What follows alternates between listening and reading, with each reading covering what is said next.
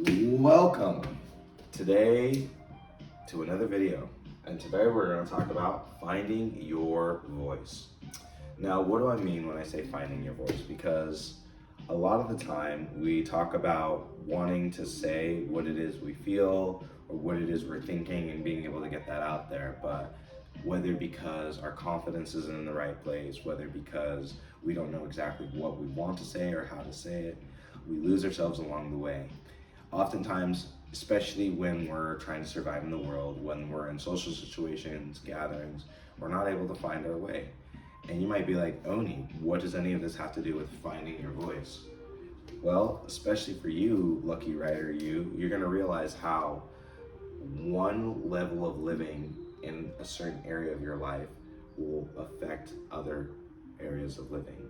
Especially as a writer, you gotta understand who you are is the most important component to your writing. Not your ideas, not your thoughts, not your feelings, who you are. Who you are is sort of the filter upon which the message you have for the world is conveyed. So everything else filters through identity. And that's what we're gonna talk about today. So, finding your voice. All right. So, like we were saying, where's my, hold on. Raw and uncut for you ladies and gentlemen. Raw and uncut. There you go. Finding your voice. You guys like that? There's this guy shouting. He's finding his voice. Maybe it's a girl. I don't know. Maybe it's a disgruntled mom who's like, hey, what the heck are you talking about? And this is a sun that's blue. I don't know how many blue suns you have, but I have a blue sun. And here we have the angry red person. Okay. And then finding your voice. Boom. Okay. So, your voice is simply this. It's an extension of your message. So, and your message is what's inside of you. So here we're gonna say we have you. Right here, this is you. Ladies and gentlemen. Yes, the men will be represented. We're doing female representation today. Right? No standard stick figures. So, this is who you are, right? Now around who you are, I want you to imagine it like this little bubble energy field around you, right? Inside this energy field is all your thoughts, your feelings, hopes, beliefs, yada, yada, yada, right? And I want you to think about this. Your voice, or how powerful you are in terms of living your life, is going to be how wide can you extend out this energy field without losing one or all of these. Because most people, they're here, they have, let's imagine this is 100%, your thoughts, hopes, beliefs, feelings, your central core identity. But as the energy of that begins to move out farther and farther away from you, what happens is things typically drop off along the way.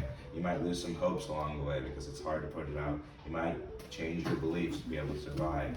Your thoughts will change. And then before you know it, by the time your message gets out here to where the other people exist, the other egos, you've now lost all this important stuff along the way. And so as a result, all you have is this strange feeling that's not what you felt before when you had the thought, when you had the belief, you had the feeling, because it went through all these different layers. It went through all these layers. That's my assistant, by the way, guys. Don't worry about that. Don't even worry about it. She's trying to be stealthy. She's not stealthy. It's okay. I still love her anyway. But, so, this is what happens, basically. When you have a message and an idea, you're like, I try to put it out, but by the time I did it, it's because through these layers, it got distorted. So we're gonna talk about what those layers are, how you can combat them, and then how you can hold yourself to them. Now there's a lot of ways to characterize these layers, but I'm gonna give you guys a framework to understand each layer in a way to help you really get a strong grasp. I'm gonna put it in a different color for you guys so that it all makes sense. But the important part of this visualization is so that you can understand how the energy works. Because the idea is, the problem with a lot of things people struggle with. Where are my markers? A lot of the issue with what people struggle with is we struggle with conceptualizing non-physical reality. But remember, non-physical reality is 80% of reality, right? So that's a big chunk of reality. If you're not able to conceptualize in a tangible, manageable way, it becomes very difficult to interact with. And you might be like, man, I didn't think all this. I'm just trying to like write a book. What are you talking about? Physical reality, Shh, listen. You're gonna get some. It's super important that you understand this. Just chill out, okay? So, here, we have the first fundamental layer. We call this layer core identity. So this is when you're alone in bed, and the part of you that you're trying to access right before you go to sleep. We'll call this core identity. When we usually access core identity, we're getting here when we're feeling things like alpha waves and theta waves. People would call this the subconscious mind, right? The reason this is important, you guys are gonna see how this will help your writing later if you understand this. If you just came here for a bunch of like easy tropes, you're like, man, I just want tropes to like, you know, find your character's motivation, or like, what do they want? Yeah, we're not into that lame, easy advice. This advice here is about understanding, first and foremost, you have a core identity that you're not able to consciously access typically unless you're like a monk, or you've done a tremendous amount of self-work and you're able to get here. So in order to really access and get a strong tapping into this core identity, you have to be able to have a conversation with your subconscious. Now, the best ways we know to do that are through meditation,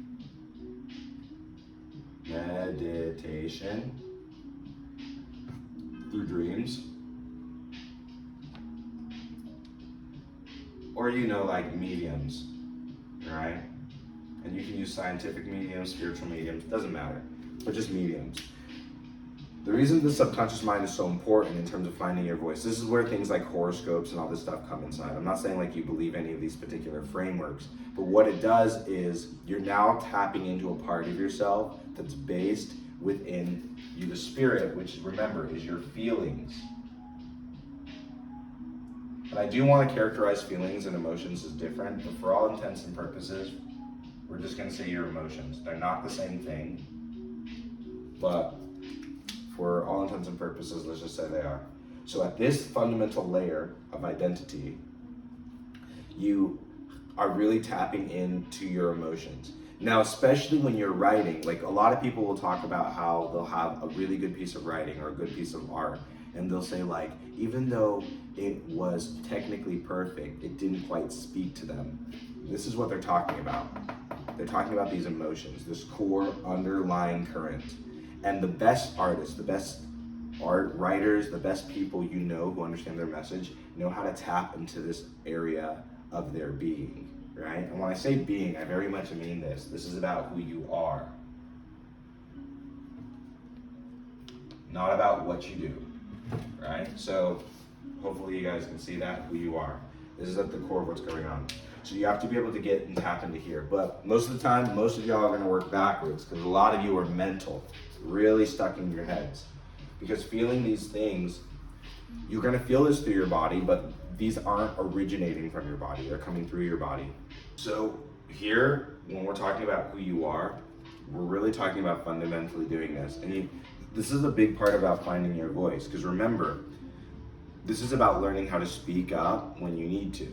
A lot of what's gonna happen, especially with your writing, a lot of times we'll feel like, well, when I'm alone, I'm empowered and I don't have the pressure of other people. But actually, the opposite is true. Because most of the time when you're alone and you're writing there, all you have are the voices of all these other people, all these other critiques. It's why writing can be so paralyzing. Because oftentimes we haven't been able to find our voice amidst a sea of other voices of opinions. So especially if you're really struggling to put words down on paper, this type of work is the most essential, because you're gonna learn how to differentiate what you're really truly thinking versus others, because more often than not, you've had other thoughts, feelings, ideas, beliefs infiltrated from the outside inside of your own ego, your subconscious, that were not originating from you. And that is what 95% of people who struggle with writing a book, finding their voice, doing anything in life, is because this 80% right here, this huge part of their subconscious, right? And the subconscious is more like 95%, because we're gonna jump into the other part of it, of what the subconscious is, but this huge part of their emotional feeling aspect of being has been infiltrated by other people's ideas, beliefs, and thoughts. And because this layer has been infiltrated by those things, you can't make sense of them, and you can't process them, which is why oftentimes we find ourselves paralyzed to speak or give voice or concern to anything authentic within ourselves, especially when we're alone writing, because most of these thoughts, ideas, and beliefs that are rattling around in your head and your heart aren't yours. And so we're going to talk about what other fundamental layer of reality that works. And so after you have your emotional feeling self, those who know my channel will know what's coming next. Here you're going to have what we like to call the thought layer, or the mental layer. So we'll do mental. He's mental! At mental, the percentage will give you about 18%. 18% of your being is going to be mental. Now that is going to be fundamentally ideas, beliefs, and thoughts. And here they're going to be rattling around in here. And this is where your conscious and your subconscious begin to meet. This is where you're going to have gamma brainwaves, as well as lots and lots of beta. A lot of people live in this mental space. Now the mental space, it might feel empowering, because especially for those who don't live in this higher plane or whatever, you're gonna have a tremendous advantage over those who live in the next plane of reality, which is the physical space, right? But once again, the mental space is literally just that in between. It's like living on a train. A train is meant to go from one place to another. It's not meant to be a home, unless you're the Boxcar Children or Snowpiercer, but that's a different circumstance. But this mental area is your thinking, just the energy field that you are. It's this thinking, and you have to know how to move and penetrate beyond that, which is down when we get into, last but certainly not least, we get into physical space right here. And there's a big gap between physical space and mental space. So this is where we actually learn to speak our minds, right? So mental space, physical space is obviously words, tonality, meaning, all these things that are being interpreted by us are now existing in this physical space. And that is about 2% of a message. You ever hear that saying, it's not what you said, it's how you said it? Yeah, it's because what they're talking about is up here, right? So whenever you're finding your voice, you have to tap into these aspects of what your fundamental being and your message are. First and foremost, you have to know, what is it I'm feeling at any given moment? You don't always have to know this, but you want to be able to be aware enough and understand your wealth that at any moment, if someone was going to be like, what are you feeling, what's going on, you can pull yourself off and you can say something more than good, fine. Because by the way, good and fine are not emotions, right? They're not even really states of being. They're just lazy words that we use all the time because we don't actually want to describe or know how to describe what it is we are actually going through, what we are actually experiencing. But this is the most important thing. If you want to fundamentally drive change into feelings and emotions, this primarily comes through experience. You need actual experiences. You can do, like again, meditation, dreams, medium work, all of this can help. But the most foundational way to change this is through experiences. And a good example is like traumatic experiences, right? A lot of people will say, well, I need time, I need all these things. No, you don't need time. It's not about time or space or age. Because if you go through something very traumatic, that can very rapidly change the nature of your being very fast if you allow it. And the reason is because experiences speak to this core subconscious identity of who we are, right? Because within our mental mind, once we get away from our core identity, our mental mind is the identity we see within ourselves, right? This is how we see ourselves. Very, very rarely are we able to get to this place of core identity unless we can detach from our sense of ego. Your sense of ego is this identity of how you project and live out in the world. This is what's happening in the 2% right here. This is your ego. This is what you're projecting out into the world. And what's sad is most people, most of the world is living in this level of ego projection. This is why they embody all the thoughts, feelings, and ideas that are commonly caught out here. So because their awareness is not focused here. So if you want to think of this as being who you are, your point of awareness is what creates your experience of who you are, if that makes sense. So if this is all that I am, my point of awareness is what creates my experience of how I experience myself, right? So if my point of awareness is out here in the ego, and I'm talking about things like politics, if I'm talking about things like race, if I'm talking about things like football, actually no, sports are more dignified because I like sports. But I'm just saying, like, if we're focused on things that are fundamentally shallow and don't have deeper meaning to ourselves personally, but we invest tremendous amounts of energy into them, we then reduce our sense of identity and our sense of self. And then of course you lose your voice. Of course you can't write. Of course you can't make a movie. Of course you can't write a book. Of course you can't take a picture. Of course you can't do anything that you want to do because you're investing all your energy into this, basically a fallen ego projection, right? It's kind of like it's like, the best way I can say it is if you were gonna have a dollar bill, you could have one single dollar bill, which would be looking at who you see yourself as a whole, or you could have 100 pennies. And if you had 100 pennies, it's still a dollar, but how much heavier is that to carry? And so because of that, because nobody wants to carry 100 pennies, we think, man, I can't have a dollar. I gotta put some of this down. And you end up dropping most of it. Because think about it, one single dollar weighs less than 100 pennies. 100 pennies weighs way more, but which is worth more value?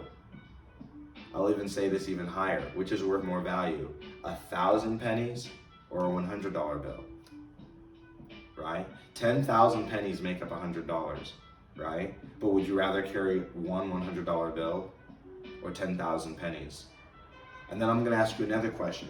If someone had 10,000 pennies and someone had a $100 bill, who has more money? It's the same, right? But one weighs and seems like it's more. But just because it weighs more doesn't mean it's worth more. This is where people get stuck. They think because they have all these words, all this tonality, all this meaning. These are pennies, these are cents, right? And when we focus and we put our focus out on here, and we're finding our voice in these things, and we're like, man, I want to make my book right, and I'm gonna make sure the period's there and the comma's there, you're focusing on pennies. This is why, if you look at my wait list, look down below if you're interested in working with me, if you want to find your voice, build your sense of identity, and finish a book in 90 days or less. Look down below so you can sign up to work on my wait list, and join my school group, because we're making it for those writers out there who are trying to find themselves and build an actual career and business around what they love to do. So, but in order to do that, you can't focus on cents. You can't focus on these little coins, right? And a lot of the time what happens is, especially when people worry like, oh, AI will take my job, AI will take my job. AI is a master of doing this. AI does not understand this, and it's nowhere near approaching this. If you understand how AI works, like truly understand the technology, you will know that AI is decades away from being able to do anything at an emotional feeling level. It's not to say that it won't happen, but it's decades away from doing that because of how it fundamentally functions. And in terms of the mental plane, most AI can't even reason. It's just pattern recognition, right? And so, if you're worried about these things replacing you, it is because this is where your focus is. And you've given up 98% of your power, right? So but this is cool. If you're like, what do you mean? Like, so I'm cooked? It's like, no. But let's say you have been, more focused on words, tonality, meaning, and really, really shallow, small things, and you've been living, as a result, a very, very sheltered, scared, sad life, and you don't have a voice because you've chosen to be the worst version of yourself. What's cool is that if you only get 1% better every single day, after 2 days, you will literally double your output. And what's cool is after another 4 days after that, you will double your output again. There's a tremendous amount of opportunity being at the bottom of life. So if you realize, hey, Oni, I suck. It's okay. I also too have sucked. I also too have lost my voice. I know what it's like to be living somebody else's life and not being able to really get what you want out there. But from the bottom, there's a tremendous amount of place to be built. So this is where you gotta understand that. So as we come down and we look at this, I need you to ask, where is my point of awareness? Because if you're able, as a point of awareness, able to see yourself in all of this, from your emotions, your feelings, ideas, thoughts, beliefs, as well as your tone, your words, and you have that level of self-awareness, you have found your voice, and you probably know how to write. And if you don't, this is probably why you're writing, to discover this. And as long as you place that as a point of focus, you will find your voice. So, in terms of practical steps, finding your voice, same advice I'm going to give. Find what is it you're feeling from day to day. What are you feeling? Put words to it. Really step in. And then, especially when you're having experiences, look at the experiences in your life. Ask how you're feeling about them. This will be the first part of finding your voice and about who and where you are. And if you're struggling with this, that is a good place to struggle, because you need to know how you're feeling, and you need to find words that are just not good, bad, fine, okay, normal. These are lame words. I want things like excited, not excited, frustrated, angry, sad, depressed, exhausted. Real words that give an actual description of what it is you are experiencing. And then when you know what you're experiencing, ask yourself, why am I experiencing it? Why? Why am I sad? Why am I depressed? Why am I angry? Why am I excited? Why am I turned on? Why am I turned off? Right? Ask yourself, why am I feeling these?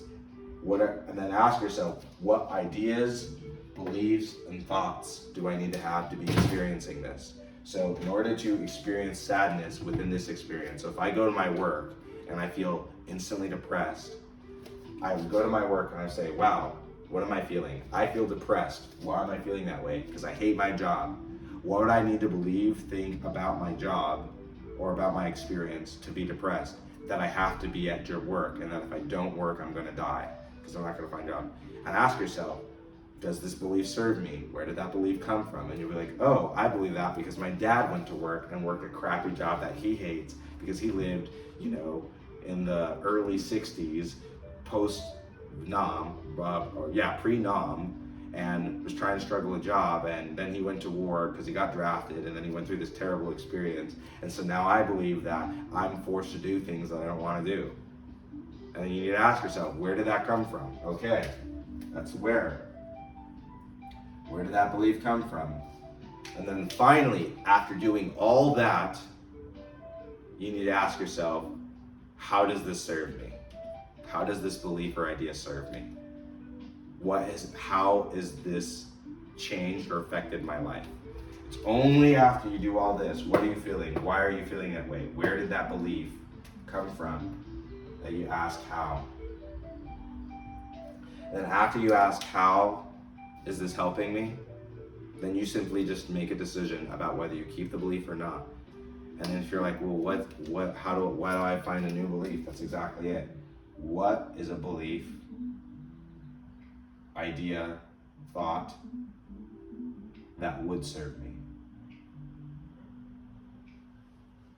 That would serve.